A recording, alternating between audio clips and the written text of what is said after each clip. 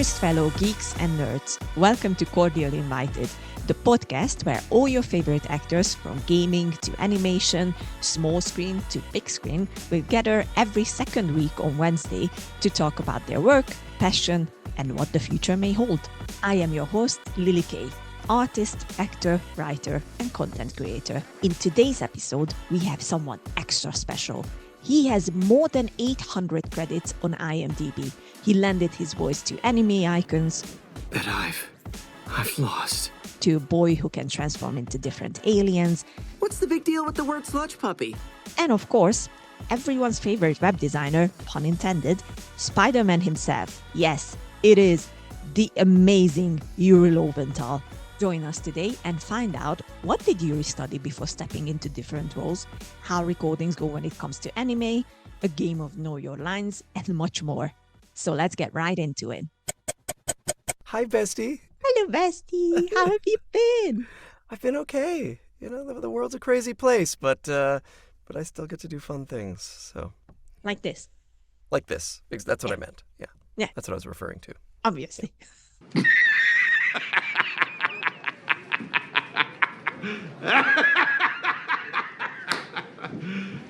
You serious? For all of those people who are now listening and watching on YouTube, if they don't know who you are, can you introduce yourself a little bit and just say a few things?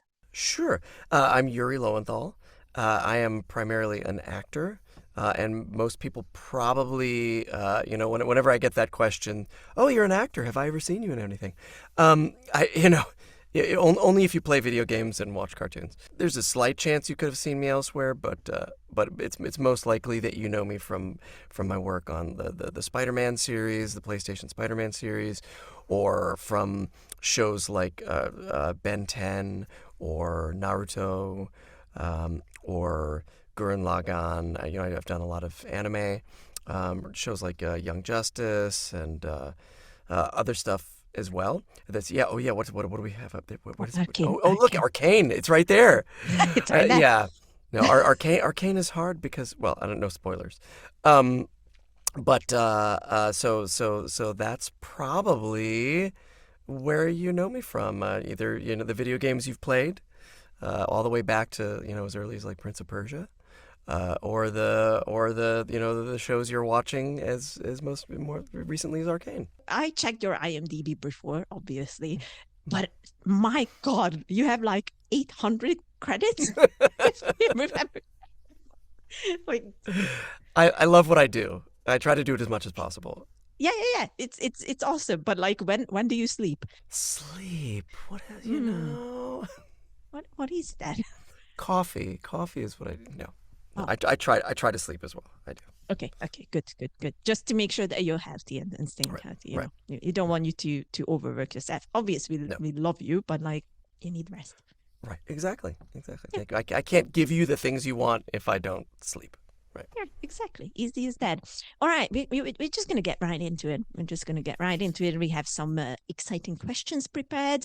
I have a dead joke prepared for the end because I know you like my jokes. So. Look, I've only gotten worse, so.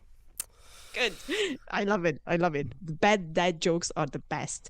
I made up my own joke. I'm very interested to hear your opinion about it. Okay. On the show Lateral, they had the question why you had to record Spider-Man's lines twice.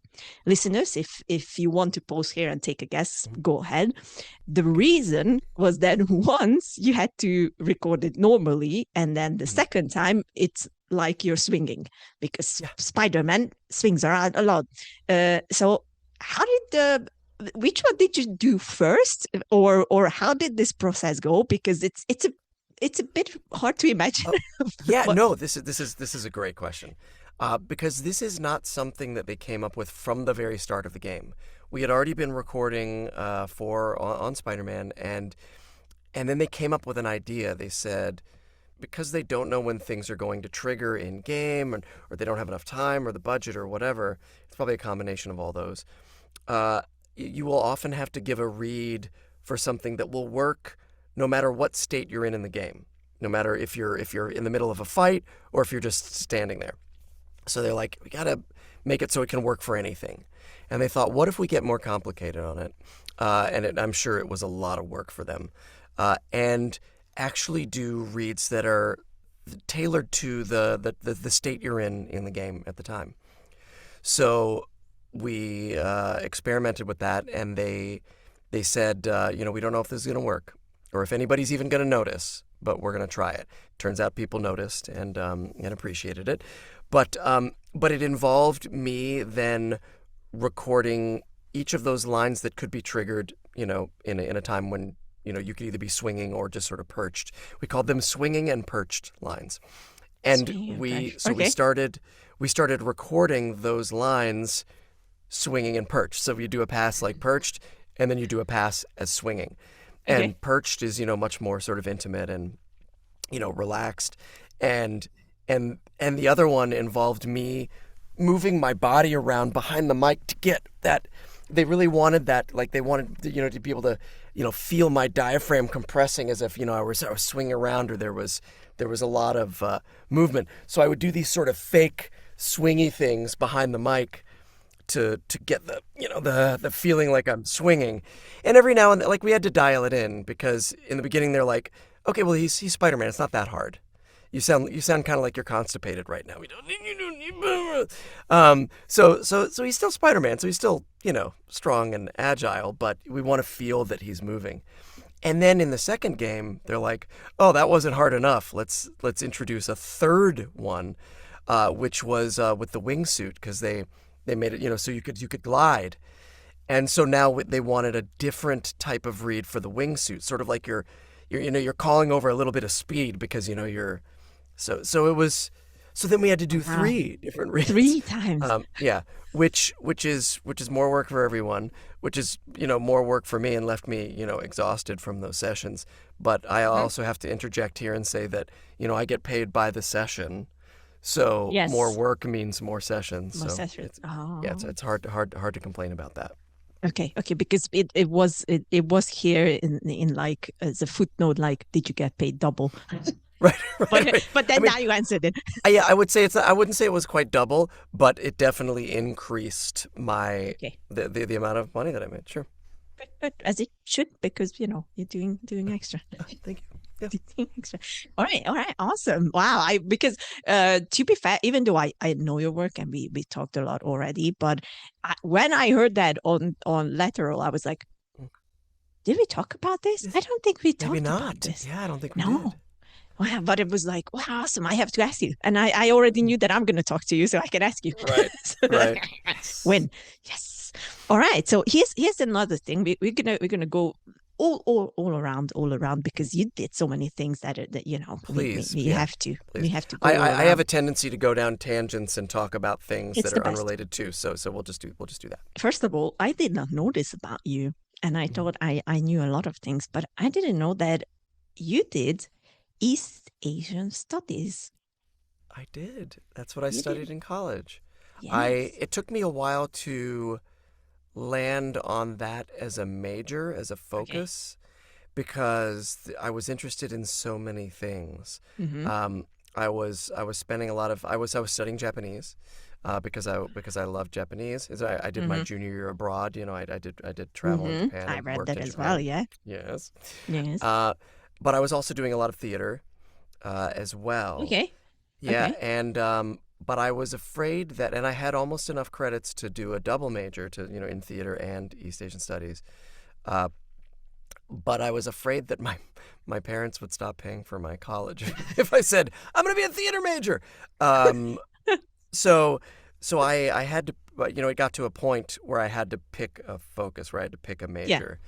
And because I had been studying so much, in Japan, in Japanese studies and Japanese language, it was easiest for me to sort of choose that because I always assumed also that I would go into international relations like my dad, basically, go into the family business. So that seemed like a pretty good track. But you never have to do with your life what you study in university. So I guess, unfortunately, very true. Yeah, right. I know, but I always say that that people who lead interesting lives make the most interesting actors. So I mean, I think it all helps. you know. I mean, that's where my question is going, because does this mean that you speak Japanese then? It does. Wow. そうですよ. Um, I do. I'm sure it's rusty at this point. It's not great, but I did go a little less than a couple of years ago, and Okay. it came back pretty quick. Yeah, I studied Japanese at the very end of high school, but Mm-hmm. mostly in college, and then I worked there for a couple of years for the Japanese government, and it was I had to speak Japanese for that job, so. You know, I didn't think that it's possible that you become more awesome, but you just became more awesome. That's Oh, it's you. not fair, Yuri. It's not fair. Yeah. Leave a little awesomeness to the rest of us. You can have some. Wow. Yeah, Okay. you can have Okay. some. You can have Thank you. plenty. Oh, thank you. You don't need any, but sure. Just a little bit. Yeah. Yeah. All right. So because you studied Japanese, and you do a lot of anime, Yeah. obviously voice work, uh, is it more easier for you to do anime because of your Japanese knowledge, or I guess I don't have to ask if you struggle with pronunciation and things like that, because I would Right. think you Right. probably not. When it comes to names, places, terms, Yeah. whatever that don't get translated. So how is it for you when it comes to anime, when it comes to Naruto, for example? Right. Yeah, I would say that you don't need to speak Japanese, obviously, to do this job. Most of the Mm-hmm. people that I know who do this Don't. job and that I work with don't speak Yeah. Japanese. Yeah. So you don't need it, but I will say that it does, has given me an extra layer, to my work, and has because we always when we're dubbing something, we always listen to the Japanese performance first for each line. And me sort of having like a cultural context, as well as to be able to hear even though it's already translated for us and adapted into a script in English, it gives me just like an extra layer of understanding, of that hopefully helps my performance, and like you say, it helped with my pronunciation, and although especially on Naruto, the and on many shows, when we go to English, they will often ask us to Americanize a lot of the pronunciations on purpose. So sometimes, Really? even if somebody pronounces it right, they'll say, "Hey, that's pronounced a little too Japanese. We want to Americanize it a little bit." And so you can't. I mean, you kind of have to do what they ask you to do, because Yeah. you don't want to fight them on something as small as that. But on the show Naruto, they said, because it was hard for me to over Americanize, because I was just so used to saying the words and the names in Japanese. They, after a while, they're like, you can, Sasuke would do that. Sasuke would pronounce those names. So you Yeah. can, you can do that stuff if you can do the Japanese pronunciations if you want. Although now that I'm watching it back, with my son, actually, we're watching all the way Oh through the wow, that's series. cool. A lot of the actors, even though I know they don't speak Japanese, their pronunciation's really good, except for some of those things. So, but yeah, sometimes they ask you to pronounce it wrong. Wow, that is Yeah. so interesting. I Yeah. mean, mostly because I would think, especially with Japanese production, and Hmm. knowing that they are quite, Yeah. they have all of it planned out, and they are. I can imagine they could be probably very strict about it, of Hmm. like, with the work around it, that they ask you to Yeah. please pronounce it And wrong. yeah, I know it is weird. I wonder if it feels like when you're speaking in English and then all of a sudden you have this really Japanese word and then go back to English, maybe it stands out too much. I don't know. I don't know. Interesting, I interesting. don't make those decisions. Yeah. Who has the better Japanese pronunciation, you or your wife? Oh, me. Me. Yeah, that's more my thing. Although a funny thing would happen when we travel in Japan, Mhm. because she, like, she has some, like, she's got this sort of look that whenever we travel, people think she's from where we are, and she definitely Okay. looks. If you put us side by side and say which one of you would speak Japanese, they'd go, well, she looks more Japanese, even though she doesn't look traditionally Japanese. Mm. um, you would say, oh, well, her, definitely not this white guy. And so what would happen is we would go, when we were traveling in Japan, I would speak Japanese to someone, and they would, sort of look, and then they'd look to her, and they'd respond to her, even though I had just spoken Japanese to them, because their brain was like, she looks like more like she'd speak Japanese. So it is funny. So even though my pronunciation is better because she doesn't speak Japanese, she would always get the response from Japanese people when we were in Japan, even if I was talking to them. Oh, wow. Okay. Oh, that's interesting. But I think because I just been to Japan last year for the very first time. That's right. I was afraid that we might actually end up just talking about that the whole time on your show, and you'd be like, "Oh, we forgot to talk about the important stuff," because I would really love to hear your stories. Yes. But it's honestly best experience ever, and my first really big journey. It's wonderful. I definitely didn't have enough time. I can say that confidently. Good, you'll go back. 100%, 100%. But the interesting thing for me was that I knew that they are very respectful, the people there. So it's like, especially when you go into a shop or something, they're going to do the whole little bow and everything. Yeah. And I got so confused because I thought I had to do it as well. So I just kept doing it. Bowing back and forth. Yeah. Arigato. Yeah. I think they thought that I was a weirdo, but I was like... No, I bet they loved it. Okay, good. Because I was like, I just got used to it by the end, so I just did it all the time. I loved it. I honestly, it's a whole new world. It doesn't even feel like it belongs to Earth. It really doesn't. It feels right. And I think that's one of the reasons I loved it and spent so much time there, was that every day when I woke up, I knew something was going to happen that day that had never happened to me before, that I'd never experienced or heard or seen or tasted or smelled or whatever. Yeah, every day was something new. Yeah, it's on it. We have to geek out about Japan more. Yeah, 100%, 100%. But first, you have to tell me this, because I was so confused. Who is Sean Roberts and Jimmy Benedict? Please enlighten me. Okay. Sean, every now and then an actor will use a pseudonym for one reason or other, sometimes as a joke, sometimes to protect themselves from something, sometimes for legal reasons. Sean Roberts was my best friend. I use his name when I think I'm going to get in trouble. No. No, sometimes when I'll use a pseudonym, I'll use his name because I love him so much.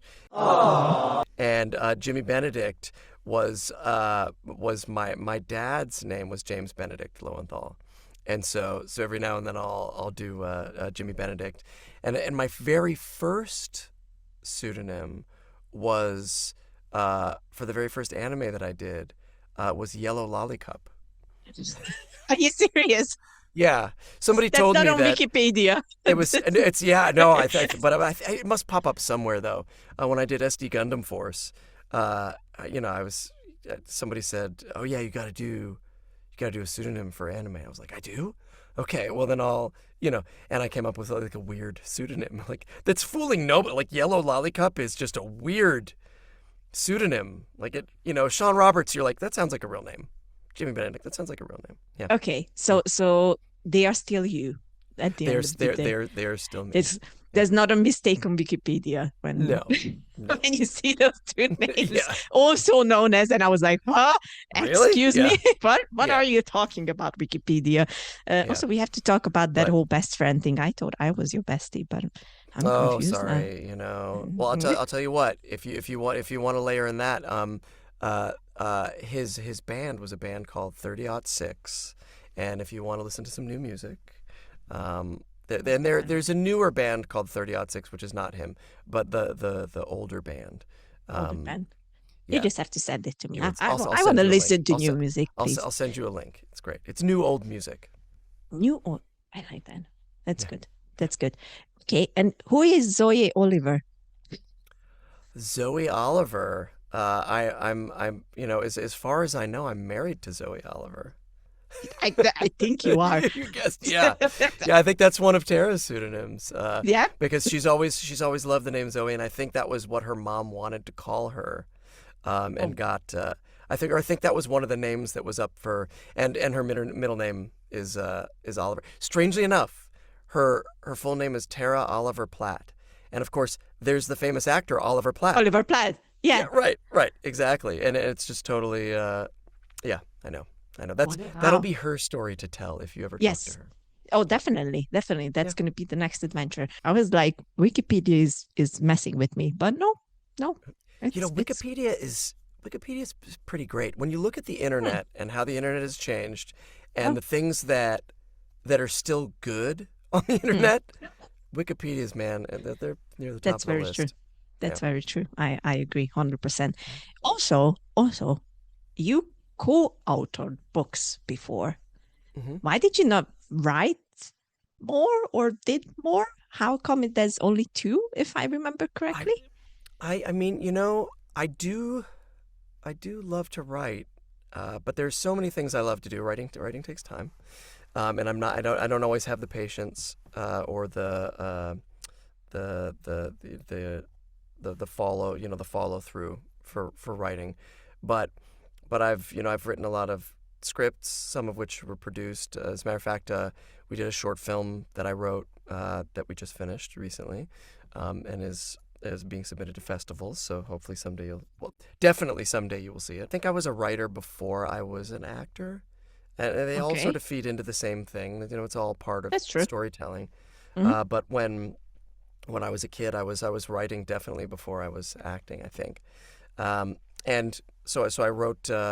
Wrote the voice acting book with Tara, obviously, but we've written some comic books together, and I wrote a book that I co-authored with my friend Keith, as part of a 72-hour novel writing contest. So we wrote it together in 72 hours. Uh, Wow. and it's a crazy sort of sci-fi hard-boiled detective comedy thing Best thing ever. called Tough City. But yeah, no, I do love writing, and I've written a bunch of short stories that are parts of anthologies. And Hmm.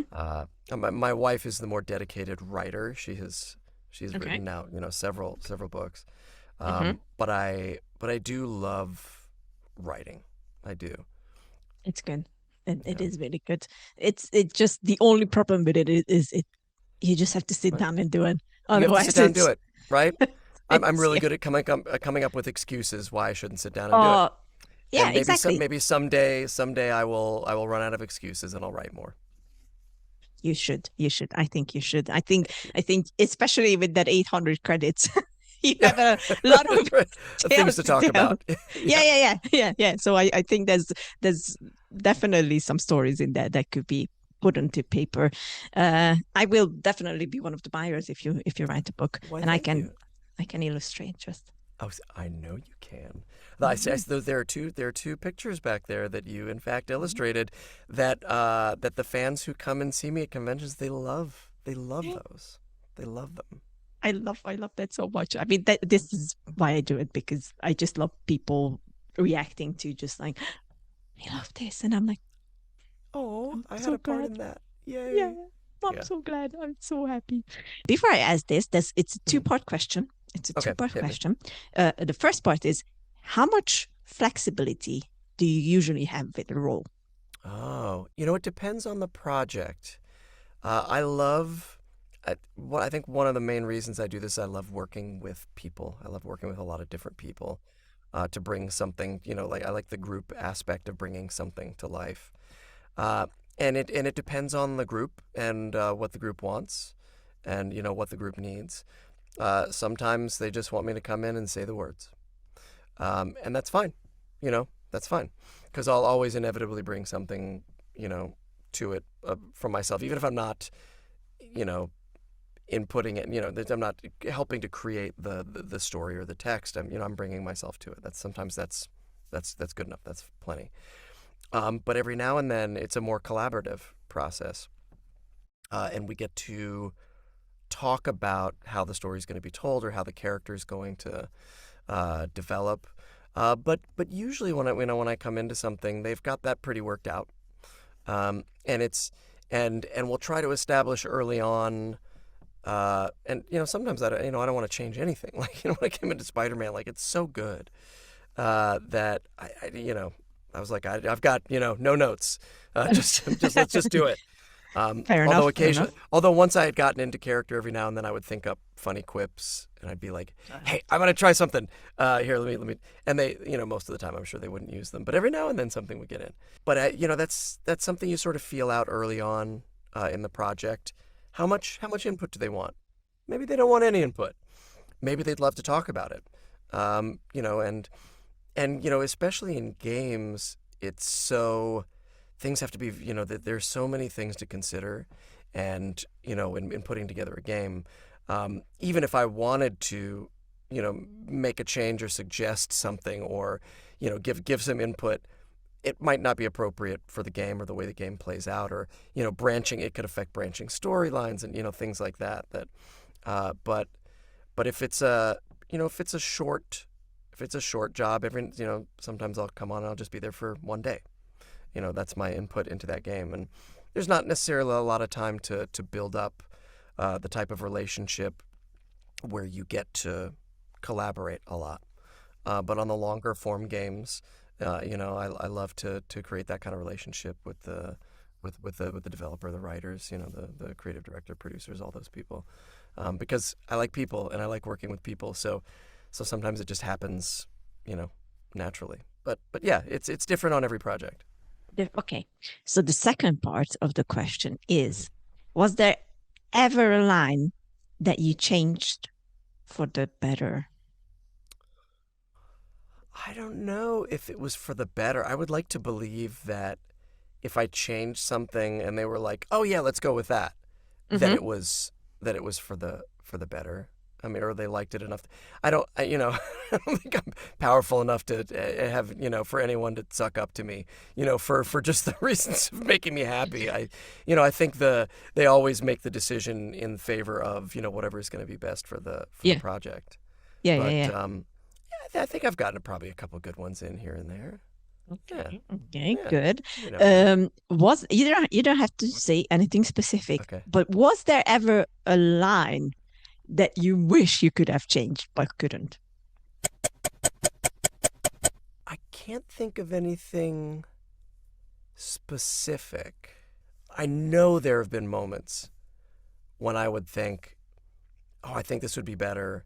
And sometimes I'm sure I've even said it, like, "Hey, can we try this? I think it'd be better." And they've said, "That's not better." or, "Hey, that's a great idea, but it doesn't work for what we're trying to do." Yeah, I'm sure. Yeah, I wish I could come up with something specific, but I can't. But I know there have been times when, yeah. I noticed that most of your characters either don't swear or don't swear a lot. Is that a conscious choice no. on your? Yes. Yeah. No, finish your question, please. Sorry. It's just, is it a conscious decision to, No. I mean, here are my thoughts on swearing. I swear a lot in my day-to-day life. But I think in creative stuff, it's very easy to default to swearing, and it sometimes makes it not as smart or as funny as coming up with a cleverer way around it. A lot of the characters that I play are a little more kind of squeaky clean types of characters anyway, so who wouldn't swear naturally? Which is why it's funny when people will often swap, like they'll swap out some horrible things I had to say in The Last of Us onto like Spider-Man footage. And you're like, "Whoa!" So I have not seen that. I want to see that now. Oh my God. It's very funny. Or we'll do we did a reading once of the Spider-Man 2, the Sam Raimi script, Spider-Man 2. We did a live reading of that once online. And I went off on Bill Salyers, who was Doc Ock in that reading as well. And just because because it's funny when you hear Spider-Man swear. It's funny in our household, we our son, who's 9.5 now. We have a very sort of liberal policy on the words he can say at home. You know, like I don't believe like profanity in and of itself is bad. We just had to draw the line. We said, okay, they're bad words because they're socially unacceptable, or they're, but then there's, hate speech is different. Like things you say that are bad words because they're mean or cruel, those you're not allowed to. Like those are. But if you want to say shit, fuck, balls, whatever at home, and it's funny, and I we have to explain to him as well that don't get too comfortable saying these things because outside the house you're going to get a Yeah. different type of reaction, Yeah. and Yeah. you could get sent to the principal's office, or you could, I mean, Which is there are not fun. repercussions, Yes. right? So in the house he's allowed to. Outside of the house, hopefully he understands It's, yeah. the boundaries. But Yeah. yeah, Fingers no, crossed. I curse a lot, and but I try not to in my performances and my writing. I try not to default to it Yeah. for comedy all the time. Although I will do it sometimes. If you ever saw Shelf Life, the Mm-hmm. web series we did, it is full of. Yeah, no, I did default to that actually quite a bit. So, but Because I look, yeah. it's a sign of intelligence apparently if you curse a lot. Oh, there you go. Well, So I that guess you and I are both intelligent yeah, then, Lily. yeah, exactly. It makes me sleep better at night knowing that apparently I'm intelligent because I'm swearing There a you go. lot. Right? Easy peasy. But okay, is there anything that you would refuse to say? Even if it paid really well, but what is the line? Where do you draw the line of like, I'm not gonna say this on Right. record, even if it's for, I don't know, big budget game or whatever. It's just not gonna happen. I think it's again, it's the same thing we were just talking about the rules with my son. Like if it's Uh-huh. you know if it's if it's like vile hate speech Mm-hmm. for no like story type reason. Like I mean I say some horrible things in The Last of Us, but those are horrible people that Yeah. who live in a horrible world, and I mean it's a sort of a bleak game, and you don't always get the justice that you want, but like it's there are certain things that yeah, that if it's hate speech, it makes me feel uncomfortable. That's not who I am. I'm a very lovey kind of person, and a respectful kind of person, and I believe more in lifting people up than knocking them down. And so there was one animated movie I was working on, and there was some stuff that was very like a stereotype that they asked me to Oh, play into, and in retrospect, I wish I had said no. And I was in a tough situation. I was in the room. They'd already hired me. I was doing some other stuff, and they asked me to do that, and I did it, but it was like like a stereotypical Japanese accent, and in a very sort of playing into stereotypes character. It was a side character, but still, and I regret, I have very few regrets in my life, but that's one of them. Like I regret not saying something and just going, no, you guys. And not only is it not funny, but it's mean, you know. So it would be, so I'm sure something would be like a conversation, but I mean most of the people I work with are pretty keyed in and respectful yeah, yeah, yeah. anyway. I think it's But also there's like a very fine line yeah, that is really, really hard to keep. I keep remembering that it was famously Michelle Pfeiffer who said that she originally didn't want to do Hairspray because mhm. her character was very racist in it. And Yeah, and she would have lines that she just didn't feel comfortable with saying, right. and I think it was in the end maybe her daughter who convinced her that it's a Vano musical, and And this yeah, character is blah, blah, what blah, blah. story are you trying to tell? Are you trying to teach somebody by Yeah, using that? Are you trying to teach somebody, hey, you got to think about things like that? Is it there to criticize that? Is it there is satire? I mean, I do believe, yeah, I do believe there's a place for it. Especially in comedy and satire, and trying to show people the absurdity of certain things, or to call attention to a hateful aspect of something. I don't believe in censoring all that, and being like super sensory over that type of stuff because you're afraid of what people think or hurting people's feelings. I think that there is a place for it. You just have to, yeah, I think you can, but I think you can tell when, like, you can tell when a comedian is doing that to draw attention to something, to a problem, an issue, and when a comedian's just being cheap about it, or racist, or hateful, Oh, or, you know, definitely. whatever. Yeah, definitely, definitely. I think, yeah, I think it's very clear in Hmm. movies and TV shows or whatever when they just do it for a shock factor, Yeah, or just exactly. to just just because it brings in conversation either way. Yeah, But I think there's a difference of like what the character's purpose was, and yeah, yeah, we just put it in to piss yeah. people off, kind of thing. Back to you know, Shelf Life, our web series. There's, you Hmm. know, those characters are horrible a lot of the time, and say horrible things to each other and about other Hmm. people, but it's always in service of looking at that and going, oh, that's not right. You Yeah. know, and then look, they got punished for it. You know, like, you know, Mhm. teaching a lesson. So Yeah, yeah. yeah, exactly, exactly. All right, all right.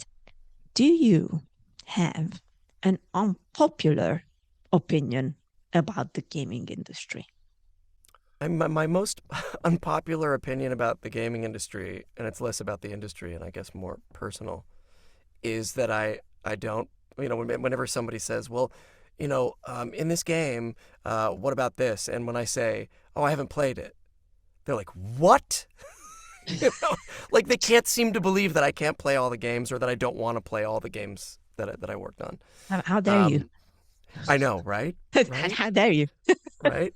And I do play some of them. Actually, arguably more now that I have a 9-year-old at home who loves to play video games. Makes sense, yeah. Um, but you know, I think, and I don't know if this is going to be unpopular. I think a lot of people will agree that, you know, it seems like a lot of, you know, AAA games and big budget games are stalled out on what they, not across the board, obviously, because I think, you know, Spider-Man's one of the smartest, most fun games to come out in a long time.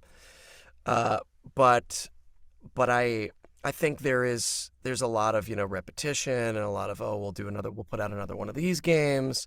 And I have loved watching indie games in recent years, and I've loved being a part of them. You know, it's funny how sometimes they'll be like, oh, we didn't think we'd be able to get you on this game, and I'm like, you fucking kidding me? Your game is like, it's, I want to be on this. Please tell me what I need to do to work on this game. I think it's amazing, just because it's, you know, it's different, it's exciting, it's, you know, it's interesting. It's not playing into the same things that Yeah, we keep yeah, seeing repeated and repeated because they make yes, money. You know. yes. Oh, yeah. Yeah. Yeah. Unfortunately, that's everywhere in entertainment. Yeah. Yeah. Wish it wasn't, but I know.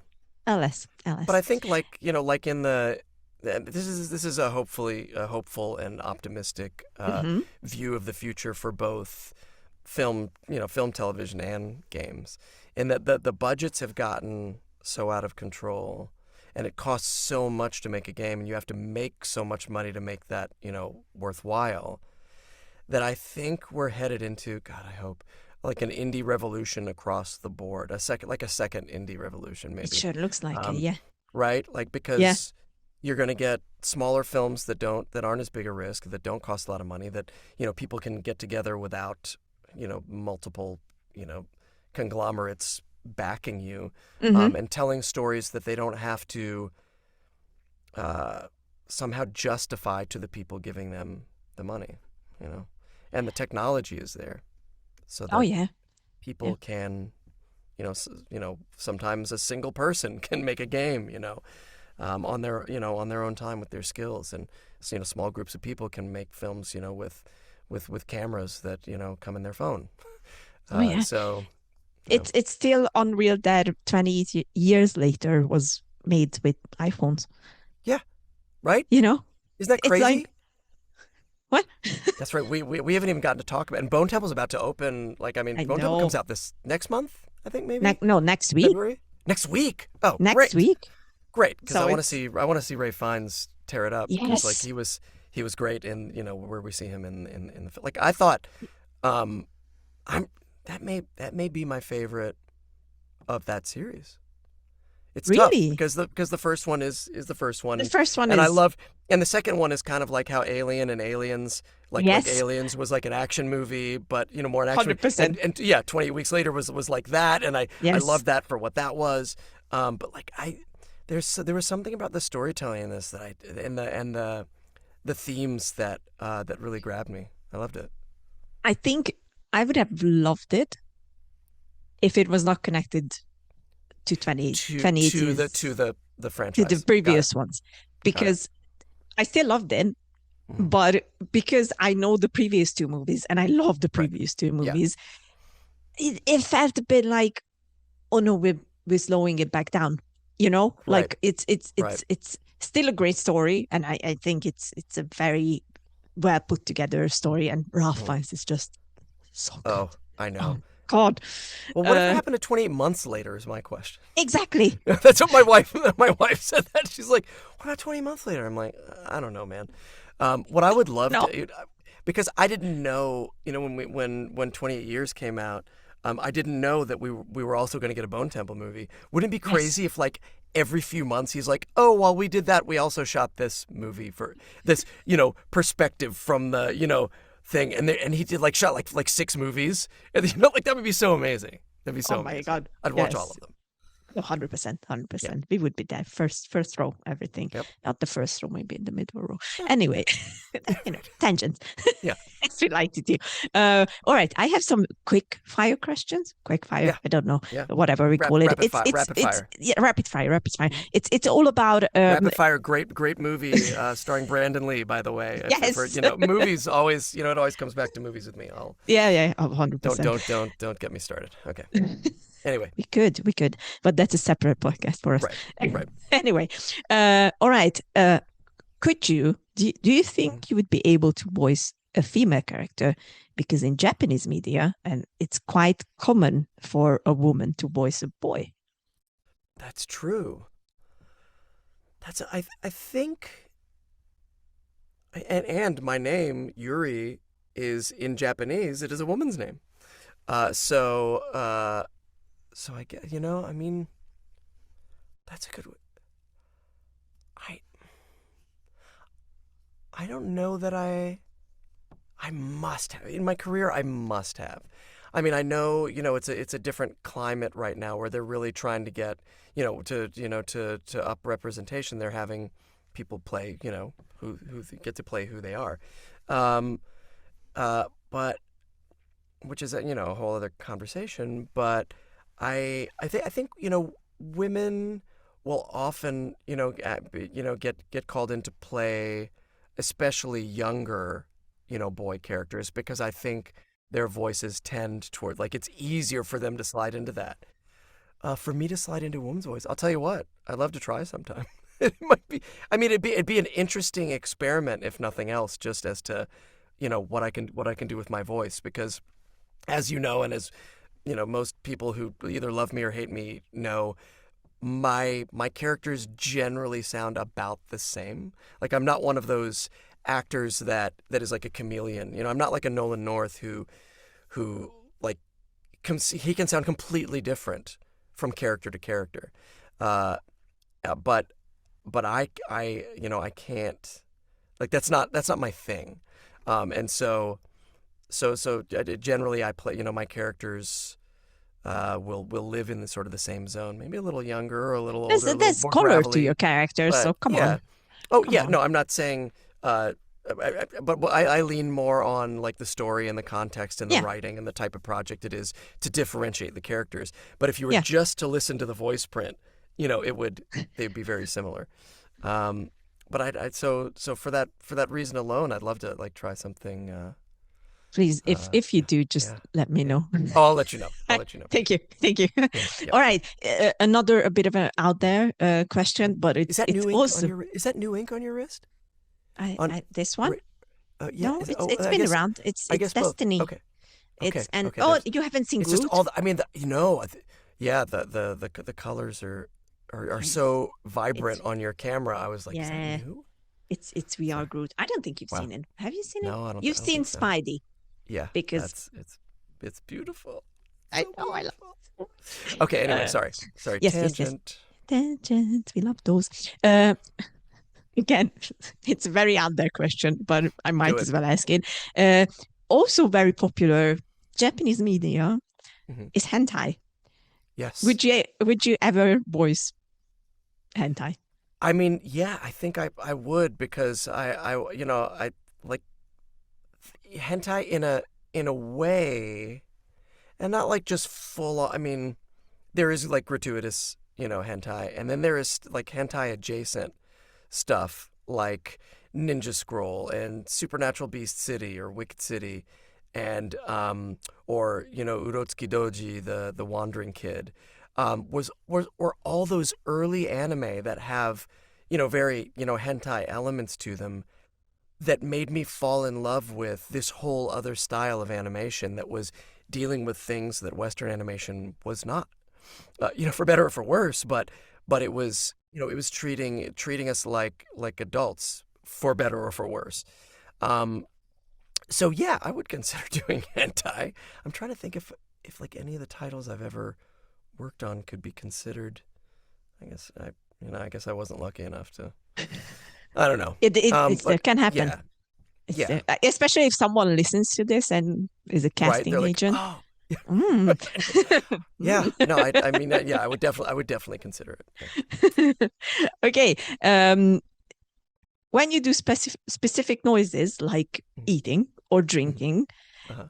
do you get real food or drink in the recording booth, or did you have to learn to do I that you most without the you mostly have to learn to do it without the stuff because you never know what okay?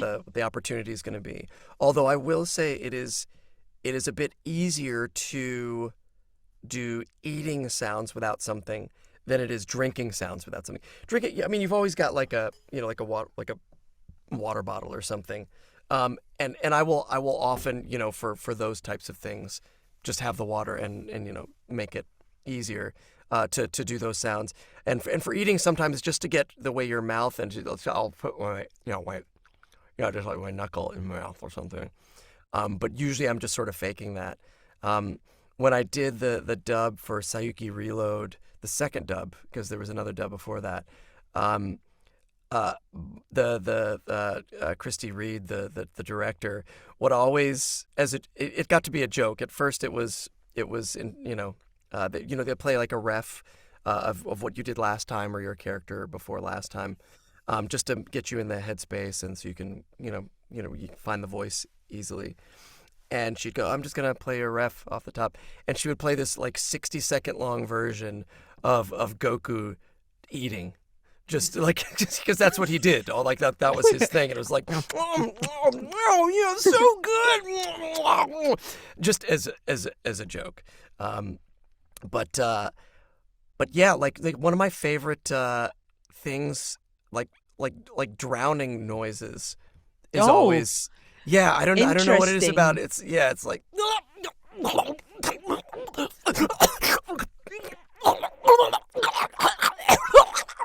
and that's like you know and that's Brilliant. that's that's without putting water in my mouth Yeah. because also you don't want to leave that stuff for the next person in the booth, like if you're spitting all over the screen or all over the microphone, the engineer doesn't like that. Yeah, yeah, which is understandable. You just right you learn to do that stuff, especially in video games where they make you drown and set you on fire and electrocute you and shoot you, blow Mm. you up all the Oh, time. all the fun stuff, all the fun stuff. I Exactly. have so many more questions that we prepared, but I also want to make sure that we Yep. get the Discord questions that we got Sure. for you. Sure. So I will ask two more of our questions, and then we're going to Okay. jump to the Discord people. What fan interaction makes you uncomfortable, and what was your weirdest interaction, if you ever had one? Yeah, I love going to conventions for the fan interactions, and sometimes uh uncomfortable, like sometimes it's uncomfortable, but I think like good uncomfortable, like it Okay. brings up emotions. Sometimes somebody will come up and reveal something extremely personal, and intimate, an experience that they went through, or something that they felt, or somebody that they lost, or um, you know dealing with very hard times in their lives, and that is uncomfortable for me because because it's so intimate. And so, but I love those experiences. I love that they make me feel uncomfortable in a way. Because I'm, learning something about somebody else. I'm connecting with another human being. I'm being exposed to, hardships that I didn't have to, suffer through or whatever. And that's okay. The uncomfortable ones that make me feel uncomfortable in a bad way are usually not intentional, but, they'll come up and and because, they get this interaction, but because they see me as, a character or something that they'll talk to me like I don't have feelings or like I'm not a human being. Like, what is it, how does it feel that everybody hates this character? Or why would you do this? Or don't you think it was stupid when, or why do you feel that you're not as popular as this other actor? Or, or whatever those are. And you don't want to, like, I don't want to like blow up at them. But they like, oh, if I see you do a lot of voice acting. Have you ever tried any real acting before?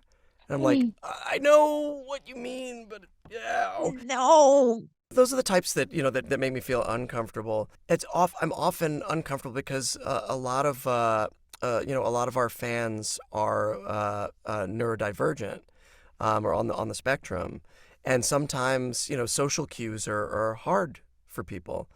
And so sometimes, a different kind of, uncomfortable feeling that I get is when they don't understand that, that I have to go on, that there are a lot of people behind them in line, and I want to get to those people too.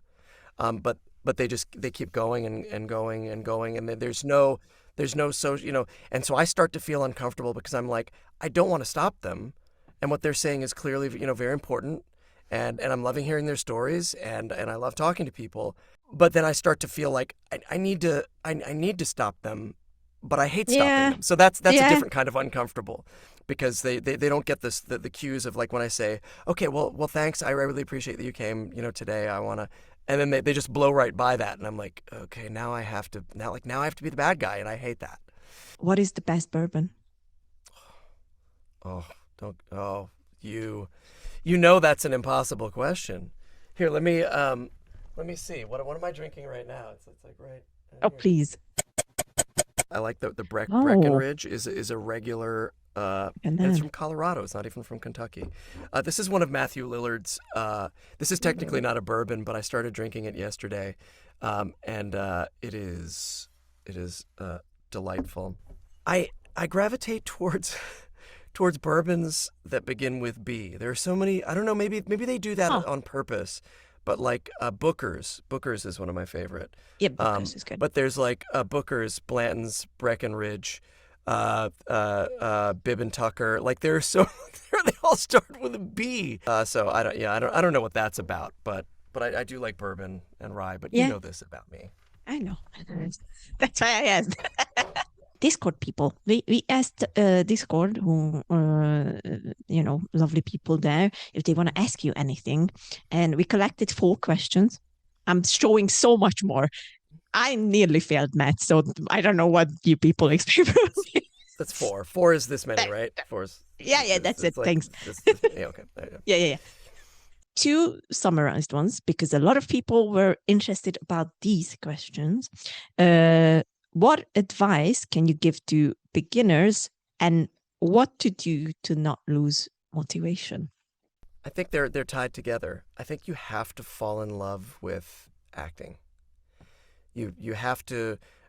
You can get into it for the money if you want to, but I tell you what, people are not always going to pay you to do it. As a matter of fact, more often than not, they won't pay you or pay you enough to do it. So there's got to be something besides that's keeping you going. So you got to fall in love with it. And I say fall in love with it however you can. Don't just say, I just wanted to, voice actor, especially if you're starting out. I'd, see if there are local theater companies you can audition for, or if you're in school, if there are drama classes or, theater clubs or whatever, or you can take an improv class or join an improv group. That was huge for me, just as far as building confidence. Make stupid movies with your friends. Like whatever's going to get you to fall in love with acting. I think do that to start. And also, it's going to sound really simple. Reading aloud every day. Read something aloud every day, like just like a paragraph, 3 minutes, 5 minutes, whatever. It is so much of what we do on a day-to-day basis. More often than not, we'll show up at a job and be handed the script for the first time. Like they won't have sent it in advance. You get it right here, but they're still expecting you to immediately start, reading it perfectly.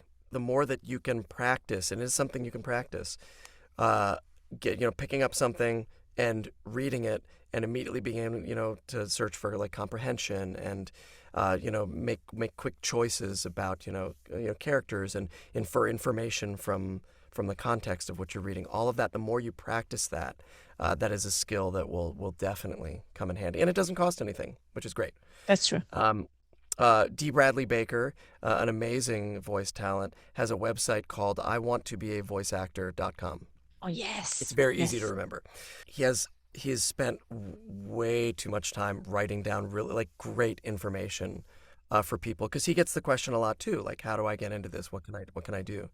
And then Tara and I wrote a book called Voiceover Voice Actor, what it's like behind the mic, and then later the extended edition, which was the updated edition. And we finally realized that we could come up with a course that people can take on their own time. Because I think I was taking one of those master classes where I was like Samuel Jackson was teaching me acting, and because they've got all and I was like, oh. And I thought, oh man, you can record a bunch of classes, and then people can take the class on their own time with whatever their schedule is. So we went ahead and it's loosely based on the book, but we put together a series of classes, a course for people who it's not for advanced voice actors really. It's more for people, and this is the question we get a lot is like, hey, I don't know anything about this. How do I get started? And it's called Voiceover Voice Actor, the course, and it's online now. It's, I think, reasonably priced for a course, and we'll include the link for that as well. Yes, Yeah. we can Right. put it in the description, and so push the buttons, people. Many people have asked this question, so here you go. Great. Here's Great. your answer. Now some you can good do it. places to start. The second most asked question was, is it necessary to take formal education for voice acting? No, I don't think it is necessary to have a formal education for voice acting. And I say that because I know so many people, like everybody who got into this business has their own weird, twisted path as to how they got there. Some people started as stand-up comedians. Some people, were some people, came from the theater. Some people came from, on camera. Some people came from, improv comedy. Some people came from the music scene, or they were musicians, or like everybody's got their own weird way. I will say that sometimes the acting part of voice acting is minimized by people coming into it, and I would argue that the people that I've seen really succeed in this business are good actors. So I would say, any acting training you might want to try to get or start from. I mean, I came from the theater, and like that has been indispensable for me, I think. But I know a lot of hugely talented actors that I work with, and they never did any theater. So no, you don't need it, but you definitely gotta love it though. Yeah. Oh yeah, definitely. But and do theater. Theater is so fun. Yeah. That's always my recommendation. Really if you have the chance, just do it. Yeah. Just do it. All right. And we have 2 more questions. One of them is from Thunder, who is asking, how did you get the role of Ben 10? Ben 10. I miss Ben so much. Thunder, thank you for asking. That was such a special time in my life. And it was special because of the people I got to work with. Like, it was it felt like every time I went in, I felt like it was family, like it was family time. But it was a series of auditions, like many other auditions, where I auditioned, like I'm sure, hundreds, if not thousands of people did. And then they narrowed it down to a smaller group. And then I went back in for a callback and auditioned again, basically. And they kept whittling it down. I think it was at least 3 rounds of auditions, if not maybe more. And so it was a process. And, I always, that's always tough because you're like, I know they can only pick one person. I hope it's me. It probably won't be, but I hope it is. And I just, lucked out enough for whatever And it was reason. you. Yeah, for whatever reason, I was right for that. Yeah. Yeah. Oh, yeah. That's, it's so iconic. I miss it. Ben, Oh, yeah. I'll always have a soft spot for Ben. I used to watch it a lot, but I used to watch it back home with Hungarian dub. Oh, so you didn't hear me anyway. I didn't hear you. I afterwards, obviously, when I found out about your work and everything, right. I went back and I was like, And that was where I met Ashley Johnson. So that was the first place I met Ashley, was working on Ben 10 together. Oh yeah, Ashley is so great, honestly. Yeah. The best. One of the best. All right, and then one more question from Discord. I'm gonna mispronounce this. I'm sorry. I try. Kularian, I think it's Kularian, from Discord is asking, what would the Yuri Lowenthal of today tell the Yuri Lowenthal who just started voice acting? Don't try to guess what it is they want. You'll never be able to guess what it is they want in an audition or something like that. I would say, just that, I know it's well traveled ground, but you are enough. Like, you are the cool thing about when you just do you as a in your audition is that there's no competition. Like, nobody else can do you better than you, so you might as well do that. It might not be right for that project, it might not be right for most projects, but when somebody when a casting director in an audition hears that, even if you're not right for that, hopefully they'll be like, oh, they're not right for this, but I really like that. Maybe, I'll remember that for something else. So I would just say, yeah, don't try to guess what it is. Just worry about, just be you. All right. Yeah. These were our Discord questions. Do you think we have time to play a game? I think we have time for a short game. Okay, good. So the game is called... So not Monopoly, because that takes forever. No. Okay. I'm very good at it, so, Okay. Well, then maybe it would be a lot quicker with you. I don't know. The game is called Remember Your Line. I'm going to fail miserably. Go ahead. I can't wait. Let's do it. Okay. All right. So I'm going to start saying the line, and when I stop, you have to finish it. And you have to tell me which game and which character it was. Okay. Or maybe animation. I don't know. It can be both. Okay. All right. Okay. Here's the first one. Most people think time is like a river that Prince flows of Persia, swift. The Prince. It's one of the most iconic. I still remember that. Most people think time is like a river that flows swift and sure in one direction. But I have seen the face of time, and I can tell you, they are wrong. Time is an ocean in a storm. Like, I love it's poetry. It's poetry. Yes, and it's perfect. So I'm off to a terrible start. I've already gotten one. So horrible. All right, next one. Love the optimism, but in my experience, when it looks bad, it feels very quippy. It feels like Spidey. Love the optimism, but when it feels bad, it's usually worse. Yes. Is that it? Yes, okay. It is. Okay. Wow. All right. Okay. Well done. Okay, that's 2 out of 2. Well done. All right. Next one. We could fill a damn library with all the things. We could fill a damn library with all the things I didn't or we didn't. It's behind me. I help you that much. Oh, we could. So Milo. Yes. We could fill a damn library with all the things you didn't mean to do, because but yes. Or you didn't do. Yeah, that's right. Yes. Yep. It's for powder. For powder. Yeah. Yes. Yeah. After you got it. Up. Yeah. You got it. I give you the point. You got it. Okay. Half point. Half point. All right. He saved our lives, remember? And there's something else. He's just a kid. His father's gone now and he has to step up. Sound familiar? Wait, one more time? Can you read it one more He time? saved our lives, remember? And there's something else. He's just a kid. His father's gone now and he has to step up. Sound familiar? Are we doing any repeat ones, or are they all different It's characters? different. This hasn't been, yeah. Okay. But we talked about it. And I can continue because there's actually more than one level. Okay. He's just like me. It really feels like a Spider-Man thing, but it's not a Spider-Man thing. Not a Spider-Man thing. What is it? Oh, that's... I mean, he's like you. It's from Ben 10. Oh my God. Okay.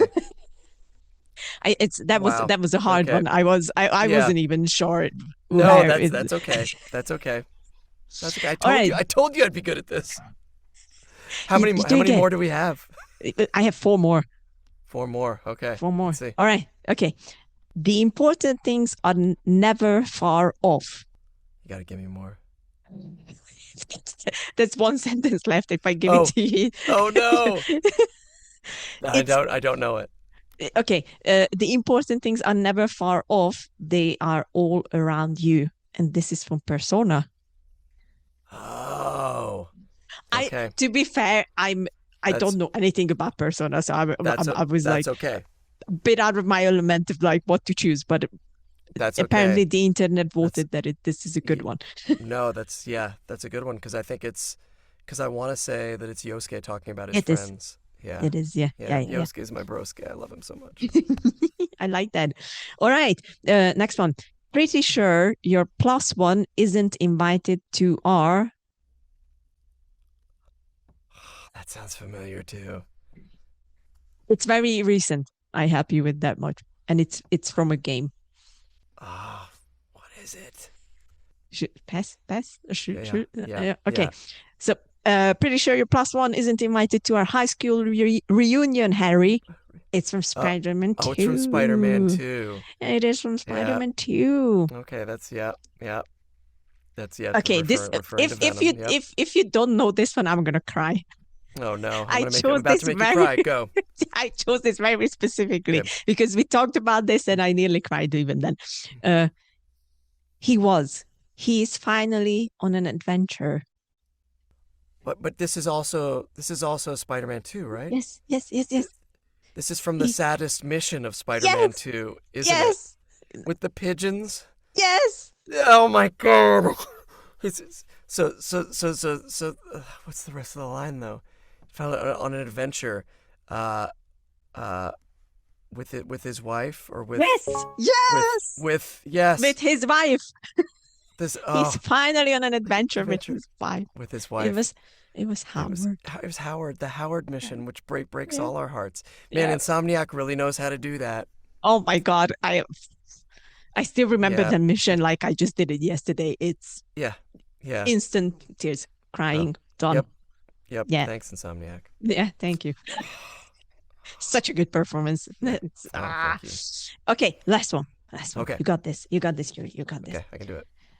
Just shut up for once. What the heck do you know about it? It's not like you ever had a family anyway, or parents anyway. It's Sasuke. A family Naruto. It is. It is a family in the first place. The family in the first place. Yeah.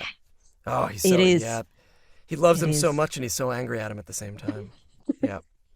It's a good relationship. Oh, those were good. Those were good. Yeah. Be fair, now I want to hear your dad joke. I don't know any. I'm gonna tell you. Okay. It's stupid. Obviously, I laughed at it because I love these stupid jokes. Why does the butterfly? I don't know. It's brilliant because that's it. It's just the question of why does the butterfly? You know, you'd make a great dad someday, Lily. Thank you. I think so too.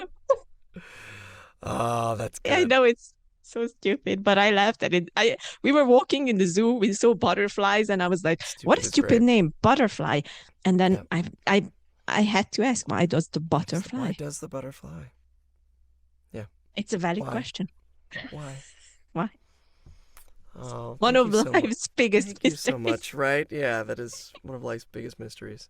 Well, So thank you you said for it at having me someone. today. I've missed these chats of ours. Yes, it is. It is always fun, and we should do this more. We should do this more. I'm sure there are more. I'm sure there are things we haven't talked about. Oh yeah, and I mean, I'm sure you have upcoming projects that we can I talk do. about. Yes, Yes. and as usual, I can't tell you what they are. I know. Yeah.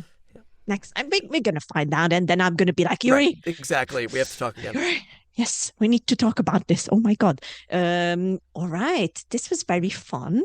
I need to talk to your wife because Yes. we need Yeah. we need to have your Right. wife here as well. Yeah. Finally, and we need to talk about Zoe Yeah. You will, Zoe Oliver. and Zoe Oliver, all the secrets Oliver planned. That's just so Right. brilliant. I love it so much. I know. Honestly, it's gonna stuck with me for like the next 2 weeks. This is fun. And I can't wait to have you back, even though you were just here. But like, Thank you. let's Like, I feel let's the find same. a new time. Yes. And hopefully you can you will come to a Comic-Con near me and we can finally meet in person. God, I hope so. Where are you living these days? I am in Vienna now. You're in Vienna. Okay. Yes. So everything Europe based is very easily accessible. Yeah. for Once me. you get to Europe, it's easy. It's easy peasy. Well, I just need somebody over there to invite me to something. Been trying. I don't- I've been I don't know reaching why- out I to don't know people why it like, is. Yeah. please I don't know. have Yuri. We're I'll gonna see what I make can it do. happen. Yes, we're gonna make We it will. happen someday. We will. All right. This All right. was Yuri, my Thank bestie. you so much, Lily. We're gonna put all your links and everything in the description, great. and people can find you. They can learn from you now. They can read Amazing. your books. So follow Yuri everywhere. It's gonna be everywhere. Just do it. Just do it. What are you waiting for? And this was so much fun. Thank you. Thank No, you. thank It's you. always awesome to have you. And we need to geek about movies at some point. Yeah, I know. We barely got to talk about movies. I know. We're gonna get to it. Okay, we'll get to it. We'll get to it next time. All right. Awesome. Thank you so much. And Thank you so take much, care. Lily. Bye. Bye. All right, guys, that was it. The very first episode of Cordially Invited with the fantastic Yuri Lowenthal. I really, really hope that you enjoyed this very first episode and that you're going to be back for more. Please don't forget, we're going to be back every second week on Wednesday at 8 p.m. CET. And just to make sure that you don't forget, subscribe. Turn on the notifications, and it's easy peasy lemon squeezy from then, because YouTube is great and it's gonna remind you that we just dropped a new episode. But if you're gonna be extra sure that you know everything about the releases, the guests and whatnot, you can follow us on Instagram, X, and of course Facebook. And I know there are a lot more social media platforms. Just give me time and I'm gonna start doing them as well. This was it. Please leave a like, leave a comment, and maybe leave a suggestion of who do you want to see next on the podcast. I will try and bring everyone on this podcast. So, please support me. Please continue following this journey, and I see you on the next one. Peace out.